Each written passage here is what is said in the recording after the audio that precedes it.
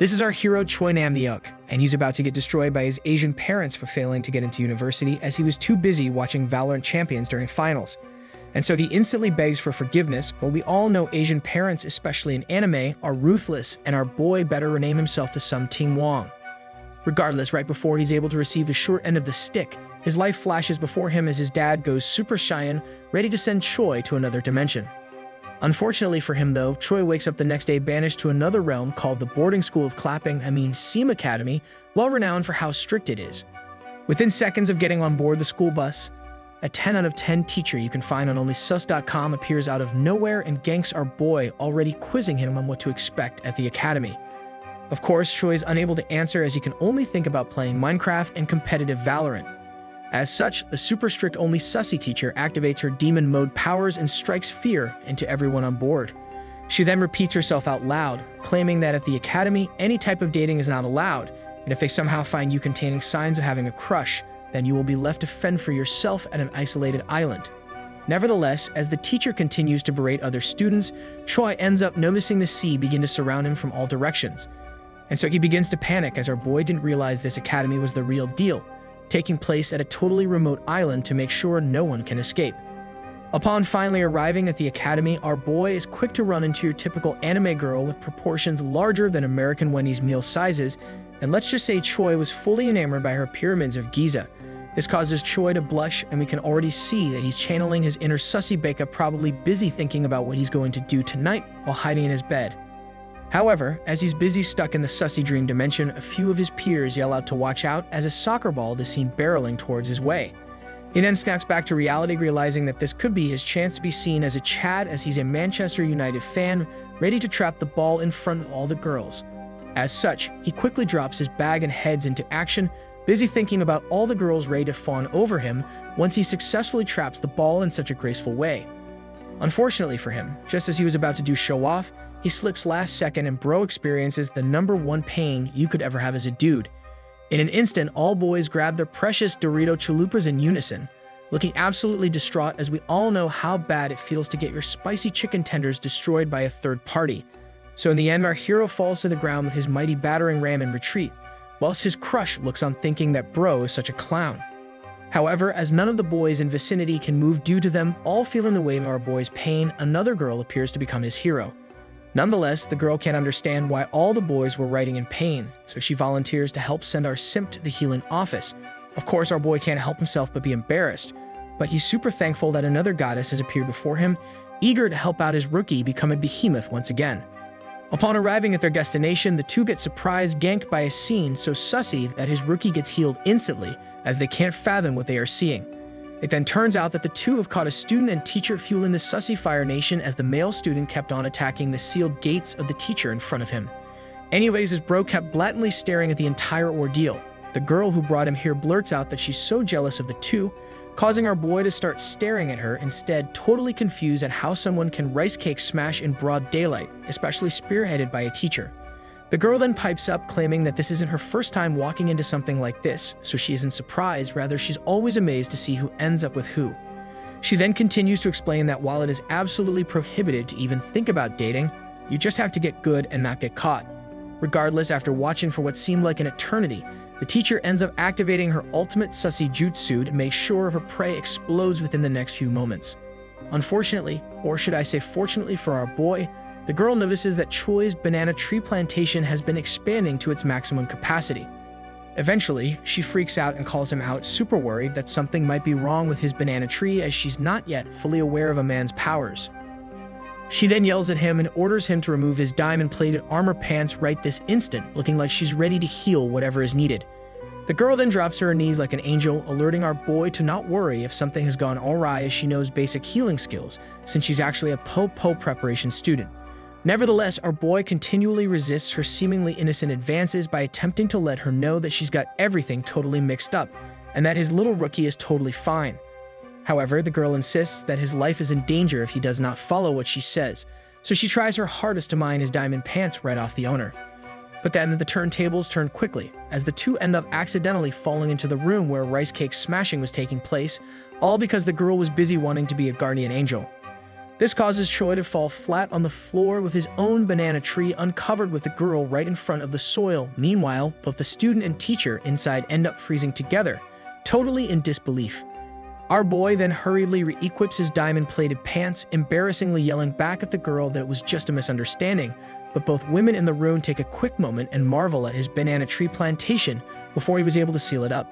Moments later, after everyone is back to their non-sussy selves, the boy busy rice cake smashing earlier ends up frustratedly asking what the heck these two are doing here, and I don't even blame him for being upset. As soon as the heated bro finishes his question, the girl that brought Choi to the area quickly exits the room and waves goodbye, making an excuse that there's people waiting on her. Choi is then left to fend for himself in front of two mega sussy backus on his very first day at the academy, so he tries to explain his situation, but who could really believe him? As such, the rice cake smasher bro sighs and actually face palms, unable to believe that his ultimate finishing move got interrupted by some weeb-looking newcomer. Regardless, the two boys decide to leave the room together, but as Choi leaves, a teacher makes a sussy face and tells our boy to make sure to come back whenever his rookie ever gets hurt again. Now we all know what she's trying to imply, especially in the context of very culture and action-packed anime. So bro is like, of course I will come back.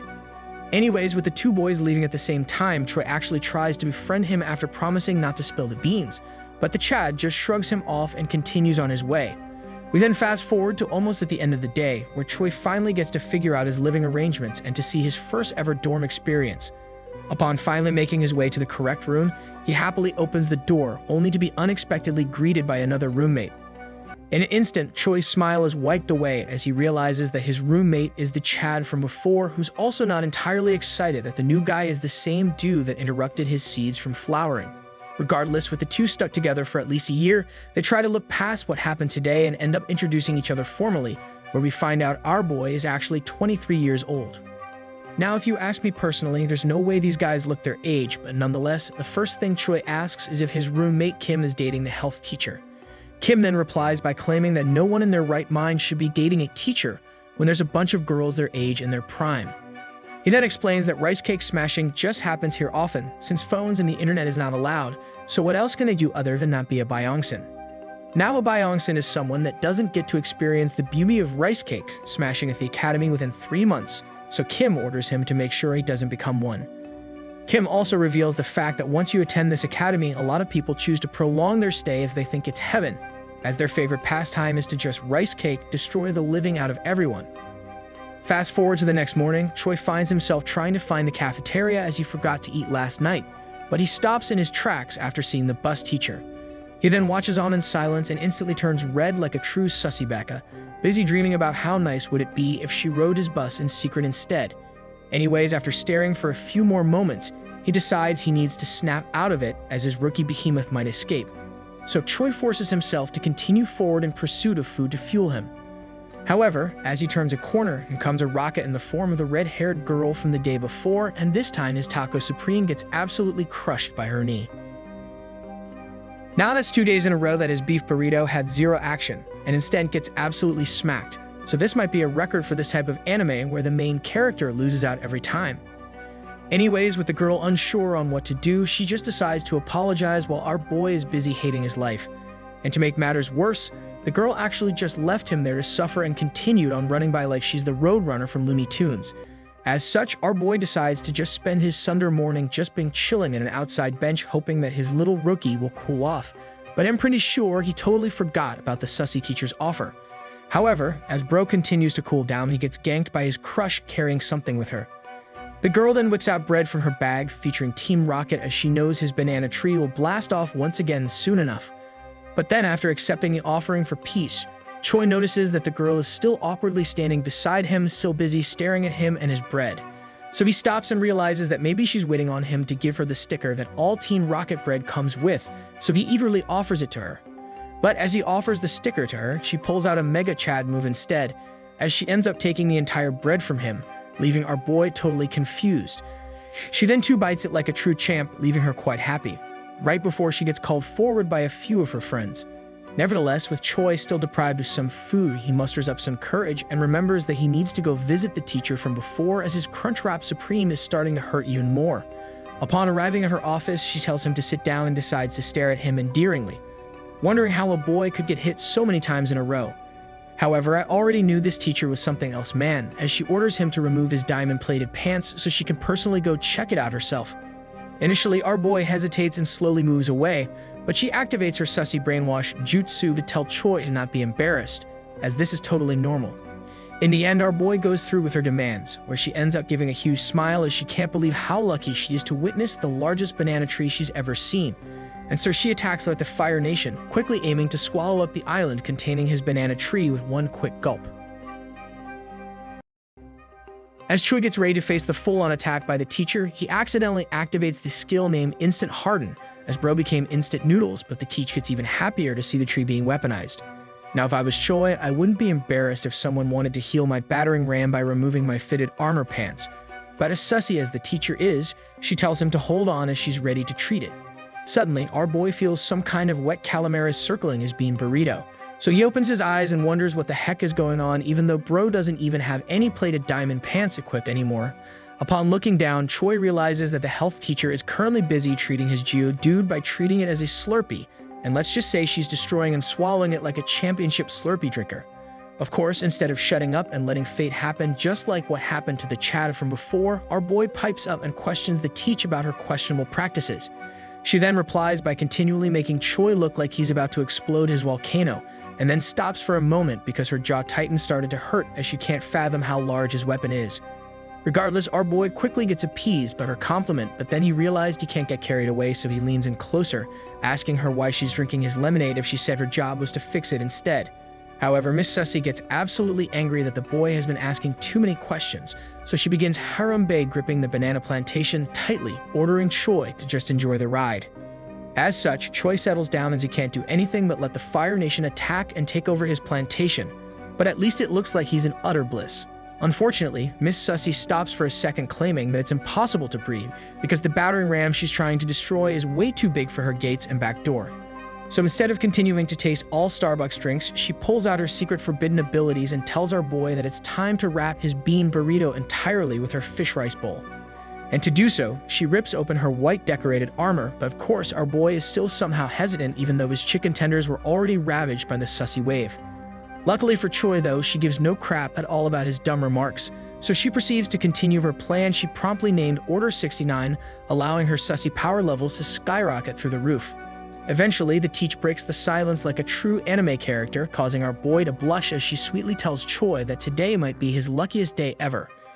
And so it was, as his anime gaming dreams start getting fulfilled, as bro always wanted the Sussy Baldur's Gate experience. Anyways, very long story short, bro ends up turning the turntables as he's the one that became the attacker of gates, as the city got absolutely ran over with Choi's champion. And so our bro leaves totally satisfied as if he ate his favorite Panda Express meal, claiming that he has to go take his placement exam now, but he's super happy that his problems were fixed perfectly. Simultaneously, right before Choi closes the door, the teacher yells out to make sure to visit her whenever he has a problem, as she knows she can fix it anytime, anywhere. So fast forward the next day, we find Choi busy cramming since he's still trying to make it to university. And today just happens to be the day where our boy is about to receive the results of his placement exams, hoping that he could at least be better than the average Joe. Upon taking a closer look at his results, he gets a flashback to him playing League of Legends all day as he apparently made it to the Platinum class. But since he's Asian, being a top 15% student isn't enough, as he hoped that he would at least surpass Emerald and land into the Diamond class. Nevertheless, as our boy sulks about landing basically what's equal to a B, he realizes his shoulder has been randomly ganked, causing him to turn around. To his surprise, the girl who broke his little precious yesterday came to say hello, so our boy's frown is quickly turned upside down as he realizes his crush landed in the same class. She then asks if she can sit beside him, to which of course our bro instantly agrees to, trying to act cool and all, but the only thing he can think of is if this is destiny and not the game. After sitting down, the red-haired girl, or is it pink? Let me know in the comments below, introduces herself to Choi as Animaan, and bro didn't even have to ask. Our boy then crosses his arms and introduces himself, still stunned at the fact that in this school the girls keep talking to him, while in his old school every girl ignored him. Anyways, soy boy Choi randomly comments about how she must be so popular, and that she probably has a lot of male friends. However, Ayan rocks him back to reality and reveals that she actually has none and never hangs out with boys, but Choi is an exception today since he shared his chocolate bread with her, presumptively hinting that she's the queen of mukbangs. Unfortunately, the two's bonding experience get interrupted by their teacher, yelling at everyone to stop talking, but the old man looks like a non-fat Inoki from Naruto. A full hour then passes by and bro looks exactly like me during class as Troy tries his hardest to stay awake, and the only thing stopping him from sleeping is the fact that he's amazed his teacher also looks like a Tekken character named Hihachi. Then, when he tries to follow along in math class, he starts dreaming and craving chicken breast because of the graph in front of him. Suddenly, the Fire Nation attacks again, causing our boy to wake up as he started thinking about the wrong chicken breast as bro could only think of the sussy teacher.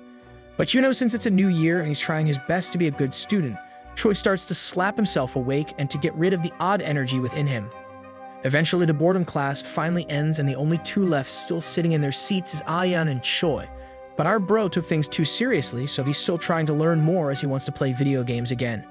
Mere seconds later, Ayan gets up and starts worrying about Choi as she can't believe that our boy is planning to skip dinner tonight when it's stir-fried pork day. Nonetheless, Ayan leaves after Choi denies her invite to go eat with her, but I guess he's totally fine skipping out on stir-fried pork as he's tasted the pork of someone else the other day. And so our boy continues to study, with no one else left in the classroom, but me personally, give me some of that stir-fried pork baby. However, as bro is busy getting enlightened, a girl appears out of nowhere and stares at our boy from afar through a window.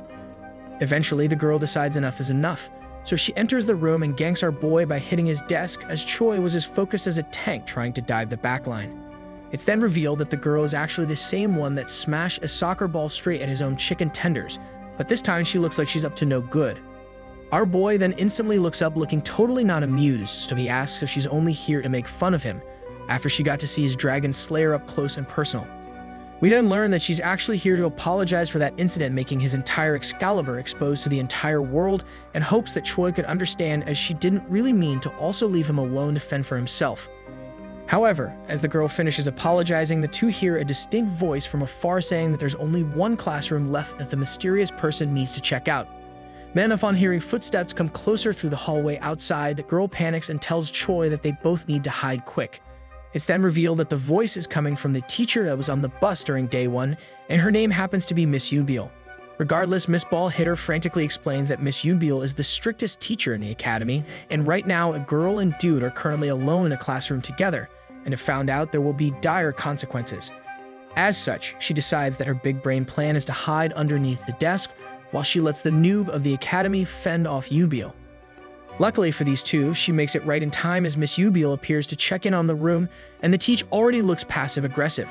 Within seconds, the teacher stares Choi down and makes a weird face, asking him what the heck he's doing all alone here when it's almost time for roll call.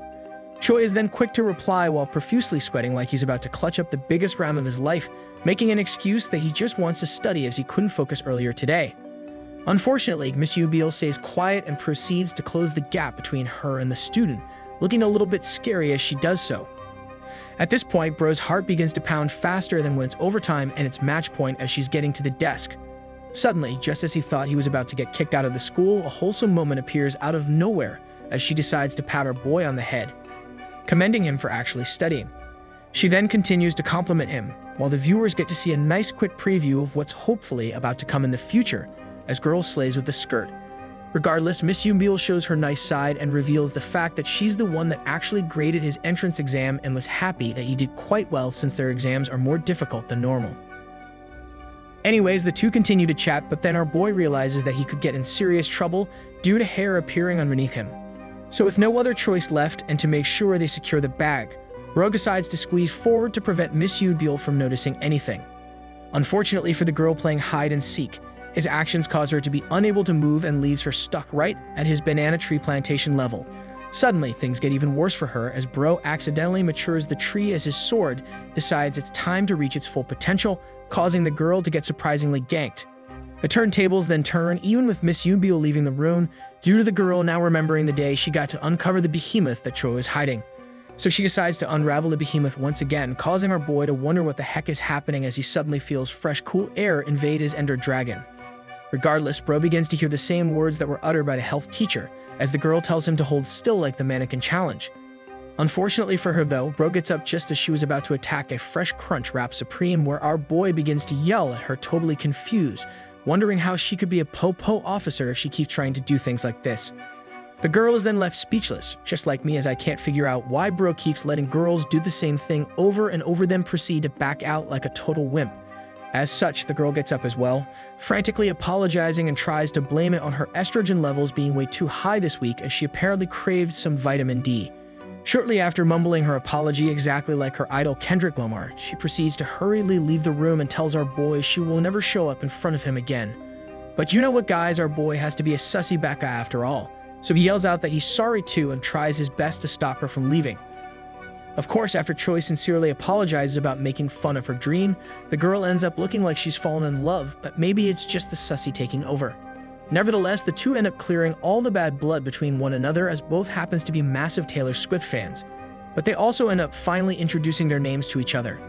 After formally introducing themselves to each other, it's revealed that the girl's name is Yang Jae-hee, and Choi finally finds out that it was her who smashed the soccer ball straight into him.